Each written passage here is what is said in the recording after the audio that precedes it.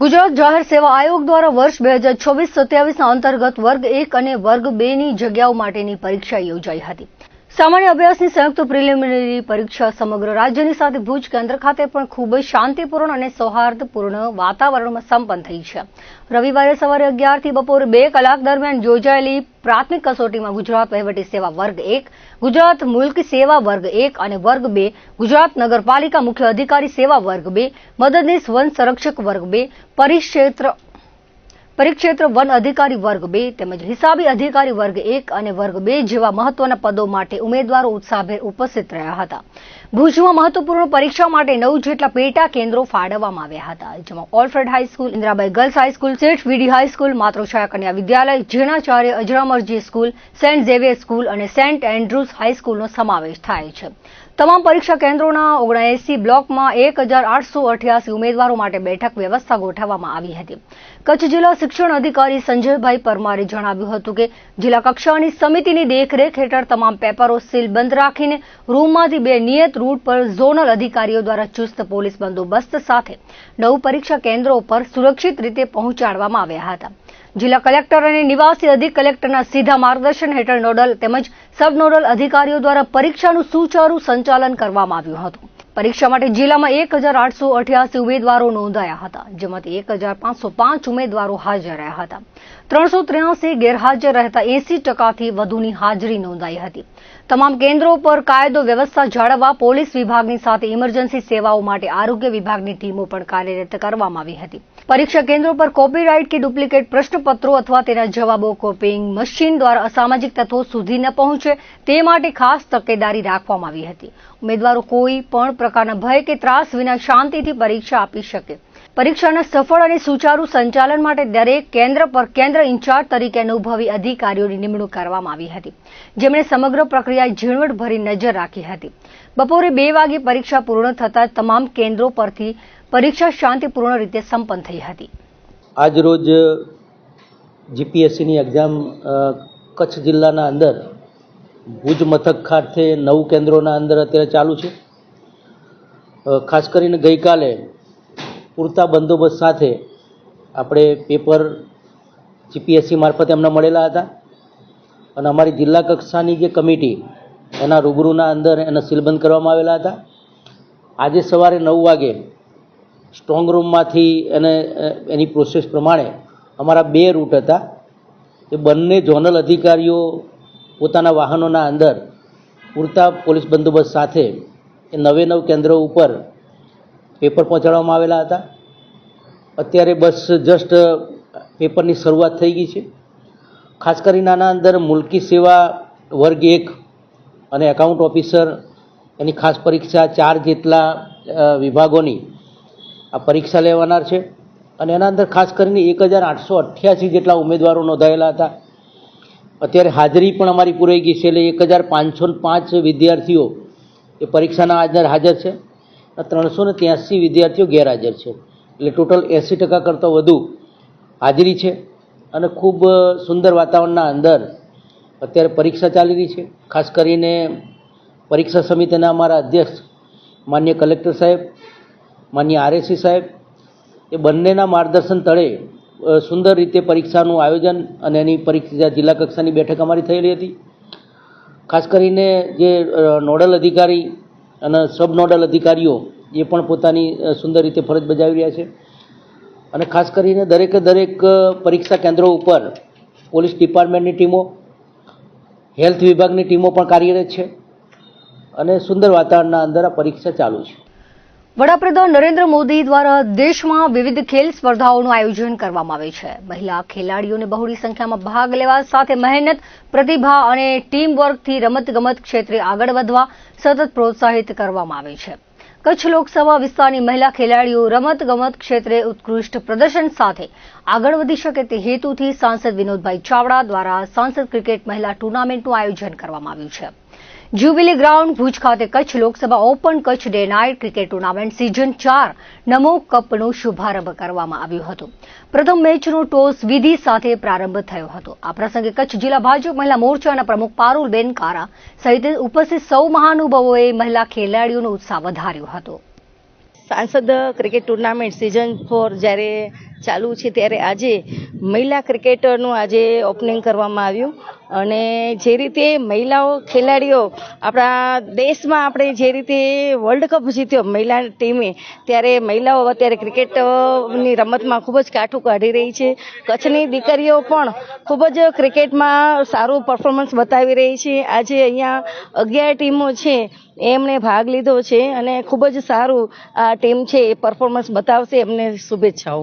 લોકસભા આપણા માનનીય શ્રી સાંસદ વિનોદભાઈ ચાવડા એમના તરફથી આજે ચોથી સિઝનનું આપણે આયોજન થઈ રહ્યું છે અને આજે ખાસ મહિલાઓ દીકરીઓ માટેની આજે ક્રિકેટ ટુર્નામેન્ટનું આજે શુભારંભ કર્યો છે.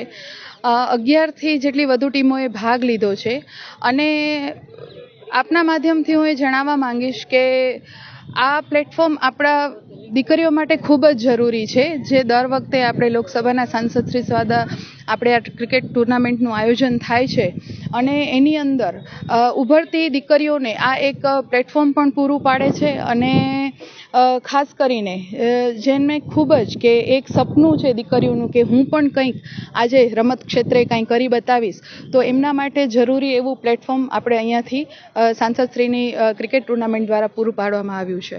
સાંસદ ક્રિકેટ ટુર્નામેન્ટ સિઝન 4 અને સિઝન ફર્સ્ટથી કરીને અમે આ ટુર્નામેન્ટનું આયોજન કુલદીપભાઈની સાથે મળીને કરતા આવ્યા છીએ અને પ્રોજેક્ટ ચેરમેન પણ હું છું અહીંયાની. અને સૌથી પહેલાં તો સાંસદ સાહેબનો હું ખૂબ ખૂબ આભાર માનીશ કે મહિલાઓ માટે જે આ ક્રિકેટ ટુર્નામેન્ટનું આયોજન કર્યું છે તે ખૂબ સરસ છે, કેમ કે બહેનોને આમાંથી પ્લેટફોર્મ પણ મળે છે અને ઘણી છોકરીઓ એવી છે કે જે ઘરમાંથી બહાર નથી નીકળી શકતી, એને આપણે આ ક્રિકેટ ટુર્નામેન્ટ દ્વારા આપણે એને ઉત્સાહ આપીએ છીએ. એ લોકો ઉત્સાહભેર ભાગ લે છે આમાં અને એવા અમારા તમામ જે અહીંયાના મેનેજમેન્ટ કુલદીપભાઈ સહિત જેટલા બધા છે એમનો પણ આપણે ખૂબ ખૂબ આભાર માનીએ છીએ અને આવું જ આયોજન વર્ષો વર્ષ સુધી થતું રહે એવી આપણી સાંસદ સાહેબ પાસે માંગણી છે. અત્યારે હું આજે ટુર્નામેન્ટ રમવા આવી છું જે કચ્છ લોકસભા દ્વારા સાંસદ ક્રિકેટ ટુર્નામેન્ટ, એનું આ સિઝન 4 છે.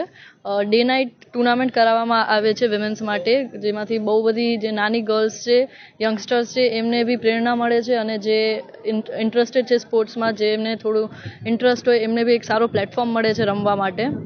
આ સિઝન 4 છે, બહુ સારું આયોજન કરવામાં આવે છે લાસ્ટ 3 સિઝનથી. આ સિઝન બી મને બહુ હોપ્સ છે અને હર વર્ષે વેટ હોય છે કે આ ટુર્નામેન્ટ આવે અને અમે રમીએ. બહુ સારું આયોજન થાય છે અને બહુ મજા બી આવે છે. હર વર્ષે આ ચોથી સિઝન છે સાંસદ મહિલા ક્રિકેટ ટુર્નામેન્ટનું આયોજન છે. અમે હર વર્ષે આવીએ છીએ અને હર વર્ષે આયોજન ખૂબ સારું હોય છે અને આ ટુર્નામેન્ટથી જે દરેક મહિલાઓ છે જે ખેલદિલની ભાવના ધરાવે છે એ લોકો માટે બહુ આ સારું આયોજન છે. માંડવી તાલુકામાં નર્મદા કેનાલ માટે સંપાદિત થયેલી ખેડૂતોની જમીનના પડતર પ્રશ્નો અને વળતરની ચૂકવણી ન થતા ખેડૂતોમાં અસંતોષ જોવા મળી રહ્યો છે. માંડવી તાલુકા નર્મદા કેનાલ હિતરક્ષક સમિતિ અને સ્થાનિક ખેડૂતો દ્વારા કલેક્ટરને લેખિત રજૂઆત કરી હતી. નર્મદા કેનાલ સંબંધિત વિવિધ અનિર્ણિત મુદ્દાઓનો સત્વરે નિકાલ લાવવા અપીલ કરી હતી. ખેડૂતોએ ચીમકી ઉચ્ચારી છે કે જો સરકાર દ્વારા તમામ મુદ્દાઓ પર તાત્કાલિક પગલાં ભરવામાં નહીં આવે તો તેઓને ના છૂટકે આંદોલનનો માર્ગ અપનાવવાની ફરજ પડશે. ખેડૂતોએ રજૂઆતમાં જણાવ્યું છે કે માંડવી તાલુકાના ગામોમાંથી પસાર થતી નર્મદા કેનાલ માટે જમીન સંપાદનની કામગીરી વર્ષ 2011થી શરૂ કરવામાં આવી હતી. તે સમયે ખેડૂતોની કિંમતી જમીનો નજીવી કિંમતે સંપાદન કરવામાં આવી હતી અને વર્ષ 2012-13માં તેનો એવોર્ડ જાહેર કરાયો હતો. એવોર્ડમાં અસંખ્ય ભૂલો હોવા છતાં કેનાલનું કામ ઝડપથી પૂર્ણ થાય તે હેતુથી ખેડૂતોએ કોઈ વિરોધ કર્યા વિના વહીવટી તંત્રને સંપૂર્ણ સહકાર આપ્યો હતો. સરકાર દ્વારા ચૂકવવામાં આવેલું વળતર જમીનની વાસ્તવિક કિંમત કરતાં ખૂબ જ ઓછું હોવાથી ખેડૂતોએ વાંધા સાથે રાજકોટ જિલ્લા સેવા સત્તા મંડળના રેફરન્સ કેસો દાખલ કર્યા હતા.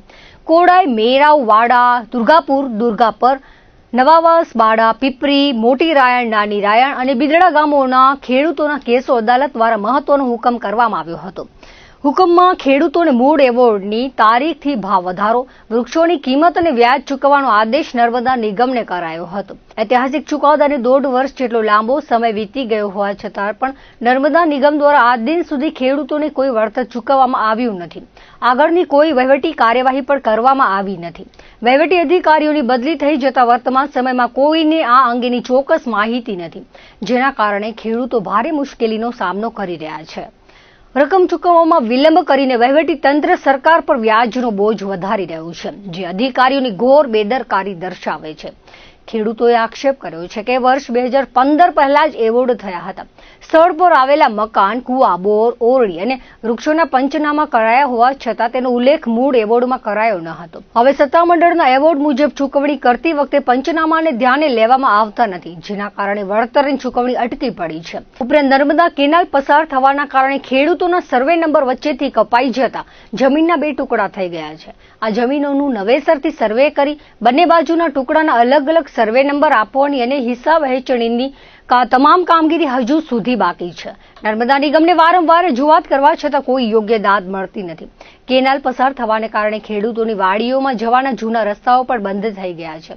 ભવિષ્યમાં જમીન બિનખેતી કરાવવા માટે કેનાલ પરથી રસ્તો લખી આપવાનો પણ નર્મદા નિગમ સાફ ઇનકાર કરી રહ્યું છે. સાથે માંડવી તાલુકાના જે ગામોમાં પ્રમોલ્ગેશનની કામગીરી પૂર્ણ થઈ ગઈ છે ત્યાં 7 બારના નકશાઓમાં અસંખ્ય ભૂલો જોવા મળી રહી છે.